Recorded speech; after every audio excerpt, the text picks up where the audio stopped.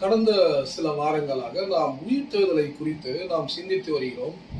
குறிப்பாக கடந்த வாரங்களிலே உயிர்த்தெழுதல் எப்படியாக சாட்சியாக இயேசு கிறிஸ்துவானவரின் சீடர்களும் அப்போஸ்தலராகிய பவுல் அவர்கள் குறிப்பாக என்னென்ன போதித்தார்கள், அதற்கு எவ்வளவு பிரயாசப்பட்டார்கள் என்பதை குறித்து, அவர்கள் எப்படியாக சாட்சியாக இருந்தார்கள் என்பதை குறித்து நாம் பலவாறாக சிந்தித்தோம். இன்றைக்கு நம்முடைய உயிர்த்தெழுதலில் முதல் பாகம் எது என்பதை நாம் காணப்போகிறோம். அதற்கு துணையாக 1 தெசலோனிக்கேயர் 4ஆம் அதிகாரம் 14ஆம் வசனத்திலிருந்து 18ஆம் வசனம் முடிய இருக்க அந்த வசனங்கள் கர்த்தருடைய வருகையை குறித்து நமக்கு அங்கே போதிக்கிறதை நாம் பார்க்கிறோம். குறிப்பாக அவருடைய வருகை எப்படியாக இருக்கும், அந்த காரியங்கள், அதை ராப்சர் என்று ஆங்கில வேதத்திலே சொல்லுகிறார்கள். சபை எடுத்துக்கொள்ளப்படுதல். அந்த சபை எடுத்துக்கொள்ளப்படும் போது என்ன நிகழ்வுகள் நடக்கும் என்பதை குறித்து அதில் சிந்திக்கிறதை நாம் பார்க்கிறோம். குறிப்பாக 15ஆம் வசனத்தை பாருங்கள். 1 தெசலோனிக்கேயர் 4ஆம் வசனம். கர்த்தருடைய வார்த்தை முன்னிட்டு நாங்கள் உங்களுக்கு சொல்லுகிறதாவது, கர்த்தருடைய வருகை மட்டும் உயிரோடு இருக்கும் நாம் நித்திரை அடைந்தவர்களுக்கு முந்திக் கொள்வதில்லை.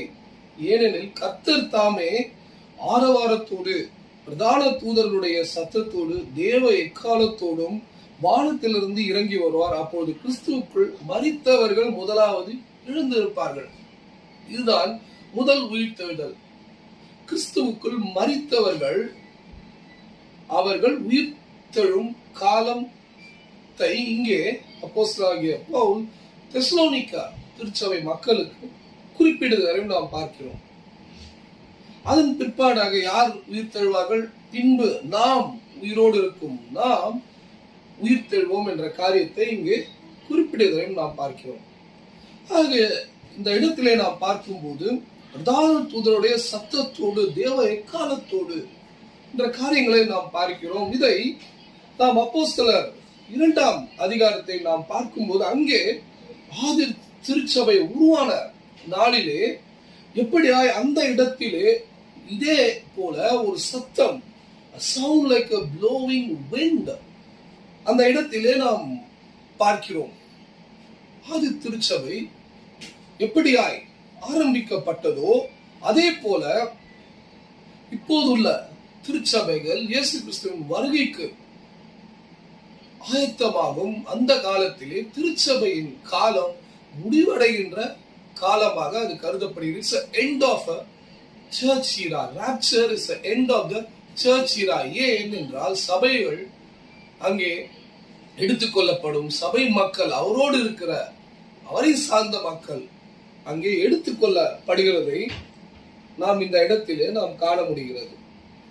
இதைத்தான் அப்போஸ்தலனாகிய பவுல் 1 கொரிந்தியர் 15ஆம் அதிகாரத்திலே அந்த 51ஆம் வசனத்தையும் நாம் பார்க்கிறோம். எப்படியாக இந்த காரியம் நடக்கும். It is like a twinkle of an eye. ஒரு இமை நொடியிலே இந்த காரியம் நடக்கும். We will meet Jesus Christ in the air. அது மட்டுமல்லாமல் இந்த ஒரு காரியம், இந்த ராப்சர் என்று சொல்கிறோம், சபை எடுத்துக்கொள்ளப்படக்கூடிய இந்த காரியம் நடக்கும்போது இப்படியாய் நடக்கும். It is not about the judgment trumpet. இங்கே நாம் அந்த எக்கால சத்தத்தை குறித்து நாம் பார்க்கிறோம். இந்த நிகழ்வு நடக்கும்போது அங்கே நியாய தீர்ப்பு நடக்க போவதில்லை. We will not see the bowl judgment, trumpet judgments. இதெல்லாம் நாம் ரெவலேஷன் வெளிப்படுத்தல் விசேஷத்தை காணப்போகிறோம். அதெல்லாம் இங்கே நடக்க போகிறது கிடையாது. ஆனால் நாம் நம்மோடு இருக்கின்ற விசுவாசிகள் ஒன்றாக எடுத்துக்கொண்ட காரியம் இதுதான். இதுதான் முதல் உயிர்த்தெழுதல் என்பதாக நாம் குறிப்பிடுகிறோம்.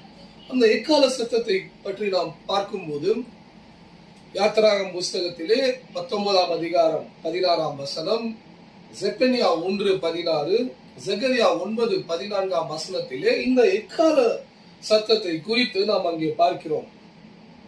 குறிப்பாக செகரியா 9:14ஆம் வசனத்தை நான் வாசிக்கிறேன். அவர்கள் பட்சத்தில் கர்த்தர் காணப்படுவார். அவருடைய அம்பு மின்னல்களைப் போலவும் புறப்படும். கர்த்தருடைய ஆண்டவர் எக்காலம் ஊதி தென் திசை சுழல்களோட நடந்து வருவார். இப்படித்தான் இயேசு கிறிஸ்துவானவரும் ராப்சர் சபை எடுத்துக்கொள்ளப்பட போகுதிலே அவர் வருவார் என்பதை நாம் பார்க்கிறோம். 18ஆம் வசனத்தை முடிக்கும் போது, ஆகையால் இந்த வார்த்தைகளினாலே நீங்கள் ஒருவருக்கொருவர் தேற்றுங்கள் என்பதாக அப்போஸ்தலனாகிய பவுல் இங்கே முடிக்கிறார். குறிப்பாக இதே காரியங்கள் யோவான்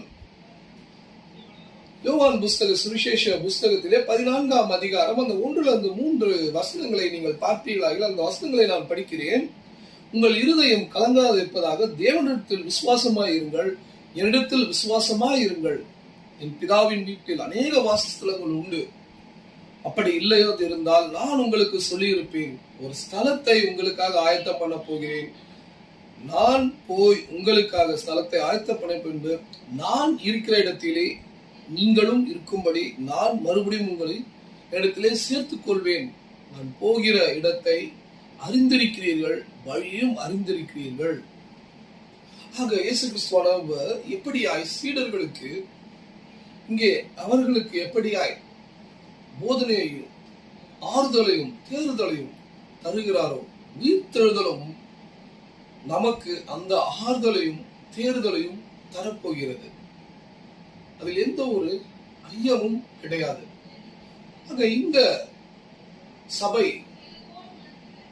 எடுத்துக்கொள்ளப்படுதலை குறித்து இன்னும் அதிகமாக நீங்கள் பல வேதாகம புஸ்தகங்கள் இதற்கு பல குறிப்புகள் உள்ளது.